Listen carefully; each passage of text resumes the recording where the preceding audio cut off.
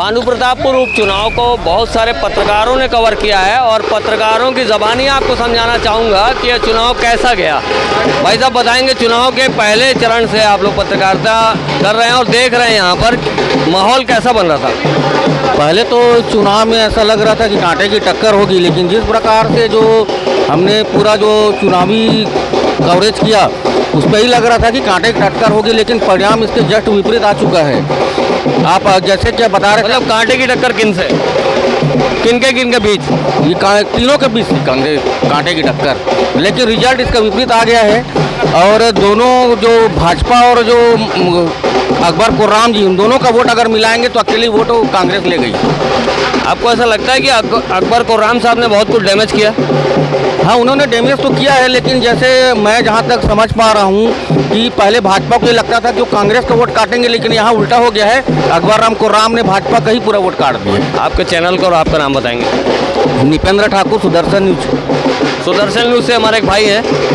भाई, आप कौन से चैनल से हैं और आप जब शुरू का चरण देख रहे थे और अभी अंतिम चरण तक पहुँचे हैं, ये चरणबद्ध रिपोर्टिंग आपने की है, क्या लग रहा था, माहौल कैसा बन रहा है, कैसा फ्लक्चुएट हो रहा था? देखिए, माहौल की बात है, जो माहौल दिख रहा था एक ऐसे पत्रकार की बात करेंगे तो हमने जो जीरो ग्राउंड की रिपोर्ट जो की थी उसके अंदर से हमने पहले ही कहा था जो परिणाम अलग है, लेकिन जो कांग्रेस पार्टी को जो बहुमत मिला वो वाकई में बहुत अलग सा बहुमत जो दिखा। क्या कारण था बहुमत मिलने के पीछे? जो विषय था या बोलना चाहिए कारण था, वो क्या? देखिए, एक हो सकता है कि मनोज मंडावी की सिंपैथी हो और कांग्रेस पार्टी के जिस प्रकार के लगातार अगर बात की जाए कि तो खुद भूपेश बघेल जी लगातार 3 दिन लगातार यहाँ पे भानु प्रतापपुर उपचुनाव में पहुँच के खुद उन्होंने सभा को संबोधित। कहीं ये बात तो नहीं थी कि जो जिसकी सत्ता उसका बाई इलेक्शन?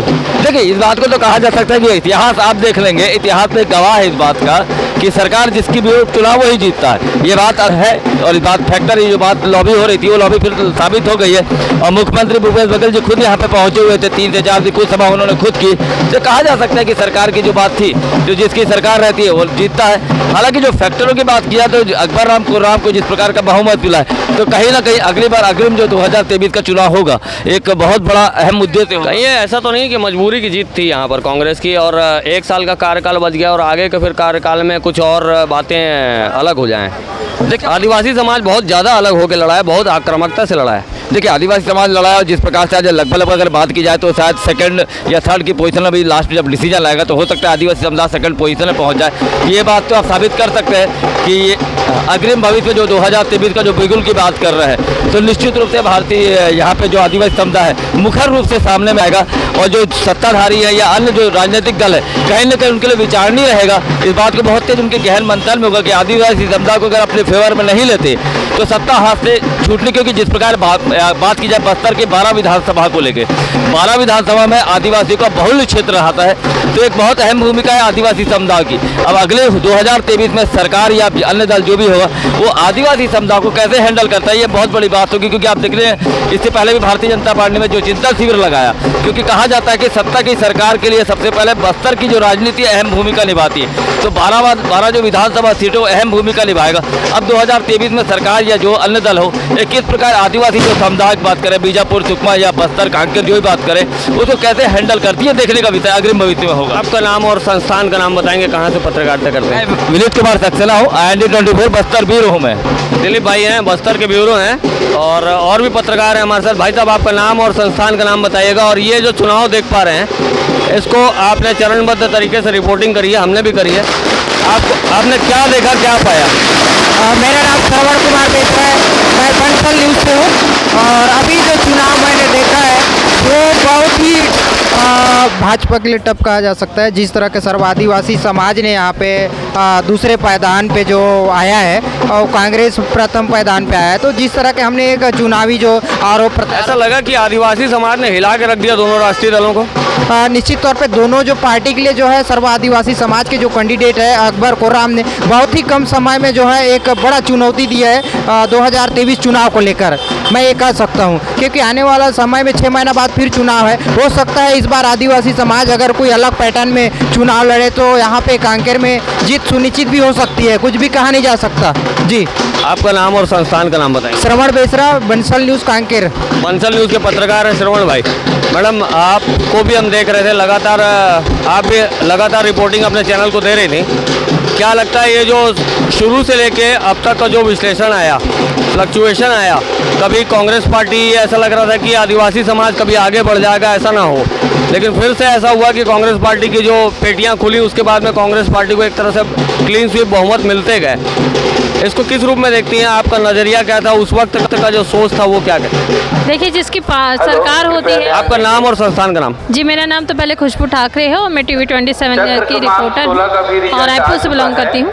लेकिन देखिए, जिसकी सरकार होती है, क्योंकि ये उपचुनाव था तो यहाँ पे जो उपचुनाव में ऐसा माना जाता है, अब देखने को भी मिलता है कि जिसकी सरकार रहती है उसी की सत्ता रहती है। और सावित्री मंडावी का जीतना कोई दो राह नहीं थी, क्योंकि 21 साल बचा हुआ है, क्योंकि 5 साल के आगे इसके बाद जो विधानसभा चुनाव होने वाले हैं, ऐसे में जो है उपचुनाव होना, उसमें कहीं ना कहीं कांग्रेस की जीत निश्चित थी। और आगामी जिस तरीके से वोट की बात करें तो नोटा में भी कई वोट यहाँ पर गए। ये बात बहुत बड़ी बात बोले आप, नोटा में बहुत बड़े वोट का आंकड़ा गया है। क्या कारण लगता है आपको कि नोटा में बहुत लोगों ने विचार किया है? जी बिल्कुल, देखिए नोटा में जिस तरह से वोट गए, कहीं ना कहीं उन सजग लोगों ने ये वोट डाला है। कई लोग इसमें जो है मुझे लगता है, मतलब सजगता कैसी, ये समझना चाह रहा हूँ। देखिए, अगर बात करें तो कई लोगों ने काम के प्रति वोट डाला हो, या फिर किसी ने जो आदिवासी फैक्ट चल रहा था उसकी वजह से भी डाला हो सकता है। नाराजगी कहीं ना कहीं देखने को मिली है। मतलब नाराजगी कैसी? जैसे आदिवासी समाज अलग जाकर लड़ रहा था और तगड़ा झटका दिया है उसने। ये झटका बीजेपी को भी याद रखना होगा और कांग्रेस को भी रखना होगा। ये झटका इतना मामूली नहीं हो सकता। देखिए, कई जो है समस्याओं को लेकर कई लोग समझदार, मैंने कहा कि समझदार लोग होते हैं जो नोटा में वोट डालते हैं। कई लोगों को काम पसंद नहीं आता है, कई लोगों को सरकार के कोई किए हुए काम या प्रत्याशी पसंद नहीं आते, तो उसकी वजह से जो है कई लोग नोटा में। आदिवासी समाज ने जो झटका दिया है, मैं उस विषय पे बात कर रहा हूँ। आदिवासी समाज ने जो एक तगड़ा करारा झटका दिया एक प्रकार का, उसको किस रूप में देख रही है? देखिए, जिस तरीके से जो निर्दलीय प्रत्याशी हैं उनको जो मत मिले हैं, कहीं ना कहीं वोट तो कटा है। बीजेपी को भी समझना पड़ेगा, कांग्रेस को भी समझना पड़ेगा। और जो प्रत्याशी हैं जो चयन किए गए थे, चलिए अच्छे प्रत्याशी होंगे जो भी चयन किए होंगे, लेकिन कहीं ना कहीं सरकार की विफलता भी कह सकते हैं आप। क्या लगता है इन विषयों पे, जैसे आरक्षण की एक बात आ रही थी और आरक्षण पे विधेयक तो पारित हो गया लेकिन कानून बनने में समय है। ये ऐसा हुआ कि जैसे कवासी लखमा जी का विरोध हुआ, उसके बाद में सरकार को अचानक से नींद से जागे वो लोग और अचानक से सत्र बुलाया गया और एक विधेयक को पारित कर दिया गया। लेकिन जब 58% लटक गया तो ये 76% कहाँ तक जाएगा, ये आप भी जानती है, मैं भी जानता हूँ और यहाँ का समाज भी जानता है। देखिए, आरक्षण का जो फैक्ट रहता है वो अगर आप ग्रामीण अंचल के लोगों को बोलेंगे ना, आरक्षण से किसी तरह का कोई फर्क नहीं पड़ता। अगर आप सिटी के अंदर है या फिर कोई आप अच्छी पोस्ट में है, अगर आपको आरक्षण के प्रति वो पोस्ट मिली है तो फिर उसका भी कोई काम नहीं है। अगर आपकी प्रतिभा है तो आपको कोई आरक्षण हो या चाहे मिले या न मिले, आप अपनी प्रतिभा को उजागर कर सकते हैं। आपने रिपोर्टिंग करी होगी, जिला बनाने की मांग हमने भी की है और ज़्यादातर जनता से जब बात करते थे तो कहते थे कि जिला बनाने की मांग प्रमुखता से रखी जा रही है, लेकिन उस मांग को दरकिनार किया जा रहा है और चुनाव के अंत तक ये चीज़ें नहीं हो पाई। तो क्या लगता है इस विषय पे भी जनता ने नाराज़गी दिखाई अपनी? जी बिल्कुल, मेरे ख्याल से जो जिला बनाने की मांग की थी उसकी वजह से भी जो है ये कारण यहाँ सामने आ सकता है कि इतनी बड़ी संख्या में जो है वोट यहाँ पर कटे हैं और बड़ी संख्या में लोग ने वोट भी काटा है। अभी जैसे आगे का परिवेश क्या बोलता है, आगे का परिवेश क्या लगता है? क्या ये बाई इलेक्शन था? जैसे आपने पहले कहा कि बाई इलेक्शन था, जिसकी सत्ता उसका बाई इलेक्शन।